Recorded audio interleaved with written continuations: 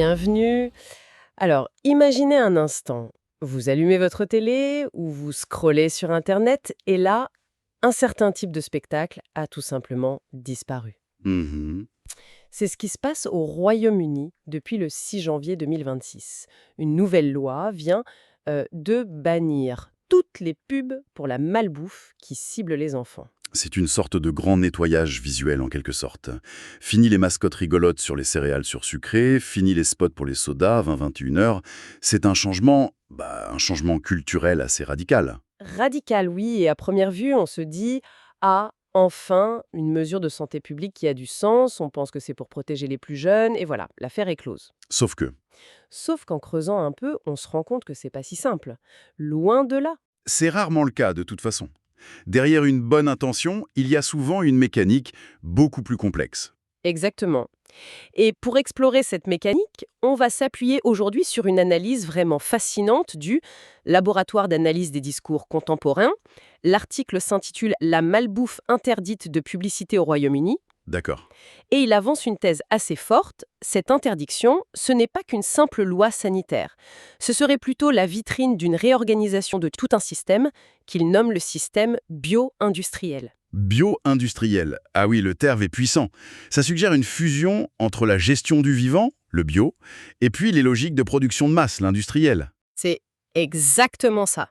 Alors, allons-y, décortiquons ensemble ce que cette loi révèle vraiment sur les nouveaux rapports de force entre l'État, les géants de l'agroalimentaire et, finalement, la santé de nos enfants. Ce qui est passionnant dans cette analyse, c'est qu'elle ne voit pas cette loi comme un simple acte d'autorité. Elle la présente comme un symptôme, le signe que l'État, en fait, change complètement de rôle. Mhm. Il n'est plus seulement celui qui interdit, il devient, et là je cite l'article, régulateur, critique culinaire et maître d'orchestre. Critique culinaire, j'adore l'image. Ça veut dire quoi? Que le gouvernement sort son petit carnet et se met à noter le contenu de nos placards? Genre, ces chips, 2 sur 10, trop salés. C'est presque ça. Des aliments qui nous semblaient banaux, une pizza surgelée, un soda, ne sont plus considérés comme de simples produits. Ils deviennent des objets de contrôle scientifique. Ah oui. Chaque produit est scanné, analysé, classifié selon des critères hyper stricts. On entre vraiment dans une ère de la nutrition calculée. Et au milieu de tout ça, il y a les enfants. L'article utilise une formule qui fait un peu froid dans le dos, je trouve. Ils sont plus vus comme des gourmands, mais comme des variables à protéger. C'est très clinique. On dirait qu'on parle de données dans un tableur Excel, pas de gamin, quoi. La formule est clinique, oui, parce que la méthode l'est aussi. Pour décider ce qui est bon ou mauvais, la loi ne s'appuie pas sur des traditions ou des goûts, non. Elle s'appuie sur des modèles de profilage nutritionnel. D'accord. Des algorithmes, en gros. Des outils, oui, qui mesurent avec une précision d'ingénieur la densité de graisse, de sucre, de sel. Chaque aliment est réduit à ce que l'article nomme un calcul complexe. Attendez. Mais si on suit cette logique de calcul complexe jusqu'au bout, on doit arriver à des résultats complètement absurdes dans la vie de tous les jours, non? Est-ce que l'article donne un exemple? Tout à fait. Et c'est un exemple parfait. Prenez l'avoine.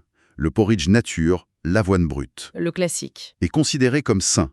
Sa publicité est donc autorisée. C'est le bon élève de la classe nutritionnelle. Le petit déjeuner britannique irréprochable. Exactement. Mais, si vous prenez sa version à peine modifiée, l'avoine avec quelques pépites de chocolat ou juste un peu de sucre ajouté, Ah, elle bascule du côté obscur, bannie des écrans, jugée malsaine. c'est fou. Et c'est ce qui amène l'auteur à cette conclusion pleine d'ironie. La santé publique est devenue, je cite, un jeu de société où les ingrédients comptent plus que les intentions. Peu importe si le produit est globalement sain. C'est sa composition chimique au gramme près qui le condamne ou l'absout. C'est fascinant.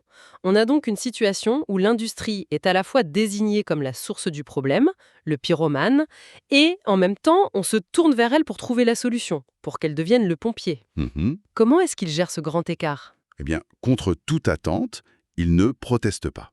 Au contraire, la posture officielle, incarnée par la Food and Drink Federation, c'est celle de la coopération la plus totale. Ah bon?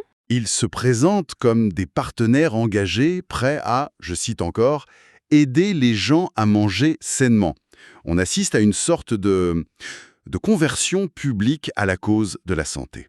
Une conversion philanthropique? C'est C'est un peu difficile à croire, non? Venant des mêmes entreprises qui ont passé des décennies à perfectionner l'art du binge snacking, le grignotage compulsif, comme le dit l'article. C'est là toute l'ironie que souligne l'analyse. Cette coopération, ce n'est pas une conversion, c'est une stratégie d'adaptation brillante. C'est-à-dire? D'un côté, elles reformulent leurs produits, un peu moins de sucre ici, un peu moins de sel là, pour se conformer à la loi et éviter les sanctions. Et de l'autre, elles utilisent cette contrainte pour redorer leur image de marque. Malin. C'est un jeu d'équilibriste parfait. Elles se présentent comme des acteurs responsables de la santé publique, alors qu'en fait, elles ne font que s'adapter à un cadre qu'on leur impose, après des années de pratique inverse, bien sûr. C'est une sacrée gymnastique. Mais si les géants s'en sortent en jouant sur leur image de marque, leur service marketing, ça doit créer une sacrée distorsion de concurrence. Qu'est-ce qui arrive aux plus petits acteurs du marché? Ils sont les grands perdants de l'histoire. Et c'est un point central de l'article. Cette loi, sous ses airs d'égalitarisme sanitaire, en réalité, elle renforce la position des acteurs déjà dominants. Comment ça? Une multinationale, elle peut se permettre de diffuser une pub que ne montre que son logo et un slogan sur le bonheur, sans jamais montrer la bouteille de soda interdite. Elle vend un univers, une émotion, sa notoriété déjà acquise. Alors que le petit producteur de biscuits artisanaux, lui, il a besoin de montrer son produit pour exister. Précisément, les petites et moyennes entreprises dépendent de la pub ciblée sur un produit spécifique pour se faire connaître. En leur retirant cet outil, on les prive de leur principal levier de croissance. Le système favorise ceux qui ont déjà les moyens de communiquer au-delà du produit lui-même. Ce qui nous amène à une conclusion assez glaçante. L'article la résume avec une phrase que j'ai notée, parce qu'elle est terrible. Et je crois voir de laquelle il s'agit. Dans le grand théâtre alimentaire, le sort des chips dépend moins de leur danger intrinsèque que du portefeuille marketing de leurs producteurs. C'est ça, c'est terrible, parce que c'est tellement vrai. Ça résume tout le système en une seule phrase. Ça capture parfaitement la façon dont la logique sanitaire est en réalité subordonnée à la logique économique. Bon, ce tableau est assez cynique, mais il faut bien admettre qu'ils ne font pas ça pour rien. Les chiffres sur l'obésité infantile et les problèmes de santé qui en découlent sont bien réels, et ils sont graves. Absolument, et ces chiffres, c'est le carburant de tout le système. L'article les rappelle, au Royaume-Uni, 9,2% des enfants qui entrent à l'école primaire vivent avec l'obésité. Ah oui, quand même. 1 sur 5 a déjà des caries avant l'âge de 5 ans. Et le coût pour le service de santé national, le NHS, est astronomique. Plus de 11 milliards de livres par an. Face à de tels chiffres, on comprend la nécessité d'une action forte. Bien sûr, mais ces chiffres ne font pas que justifier l'action, ils la légitiment. C'est ce que l'article appelle la science performative. La science performative. Oui. Ça signifie que les chiffres ne se contentent pas de décrire une réalité. Ils la construisent. Et ils appellent à une action spécifique. Chaque statistique devient un argument moral. Il faut sauver nos enfants. Et économique. Il faut sauver notre système de santé. Donc si je comprends bien, les données ne sont plus de simples faits, mais des outils pour modeler l'opinion et justifier une politique. Exactement. On va par exemple affirmer, calcul à l'appui, que cette simple interdiction de publicité permettra d'éviter 20 000 cas d'obésité. L'exposition à une image publicitaire, ce n'est plus un simple contact commercial. Non. C'est requalifié en risque chiffré, un danger quantifié que l'État se doit de gérer. Le débat quitte le terrain social ou culturel pour devenir une série d'équations à résoudre. D'accord, donc si on assemble toutes les pièces du puzzle, on a l'État qui joue le critique culinaire, l'industrie qui endosse ce double rôle de coupable et de sauveur, et la science qui fournit la caution morale et chiffrée. L'image d'ensemble qui se dégage est assez théâtrale. C'est exactement le mot. L'analyse décrit cela comme une grande mise en scène, un spectacle parfaitement chorégraphié. D'un côté, vous avez les experts, les régulateurs, comme Catherine Brown, qui est citée, rappelant d'un ton grave que les enfants sont des proies faciles. Ils apportent la caution scientifique, l'urgence morale. C'est ça. Et de l'autre côté de la scène, vous avez l'industrie qui monte sur scène, non pas pour nier, mais pour se féliciter de ses propres efforts. Ah oui. Elle met en avant cet exploit héroïque pour réduire le sucre et le sel. Et c'est là, selon l'article, qu'on atteint le sommet de l'ironie. C'est-à-dire? Ces efforts, qui sont en réalité le résultat de 10 ans de pression réglementaire et de transformation largement invisibles pour le consommateur, eh bien, ils sont présentés comme des actes volontaires et vertueux. L'industrie devient le héros de l'histoire qu'elle a elle-même contribué à créer. C'est la boucle parfaite. La partie fautive est aussi la partie salvatrice. Et c'est là qu'on comprend vraiment le concept de régime bio-industriel. Tout est contrôle, partenariat et spectacle. C'est fou. Et l'analyse se conclut sur cette image très forte. La publicité devient un légume, une chose saine et contrôlée. L'enfant devient un calcul, une variable à protéger. Et l'industrie est cet acteur ambivalent, au centre d'un ballet où chacun connaît sa partition par cœur. Donc pour résumer, cette interdiction publicitaire au Royaume-Uni est bien plus qu'une simple loi sanitaire. C'est le visage public d'une réorganisation profonde où la science, l'économie et la communication sont mobilisés pour redessiner le futur de notre alimentation.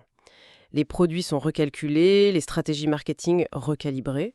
C'est une excellente synthèse. Et si on prend encore un peu plus de recul, on voit comment la régulation de l'alimentation devient une affaire de gestion, de calcul, de contrôle. La frontière entre prendre soin, le care en anglais, et surveiller devient de plus en plus floue. Mhm. La lutte contre l'obésité infantile, qui est un objectif tout à fait louable, sert ici de véhicule à une orchestration beaucoup plus complexe. Une orchestration qui intègre l'État et l'industrie dans un même système de gestion des corps et des comportements. Cette analyse nous montre un système où l'on contrôle les images pour influencer le contenu de l'assiette. Mais en réfléchissant à tout ça, une question me vient. Une question un peu vertigineuse pour l'avenir. Je vous écoute. Si la logique d'aujourd'hui est de réguler la publicité, c'est-à-dire l'image du produit, pour agir sur ce que les gens mangent, est-ce que l'étape suivante de ce système, ce serait pas de vouloir réguler directement le contenu de l'assiette elle-même? Ah. De transformer chaque repas en un acte qui devrait être validé, noté et certifié conforme par la science et la politique.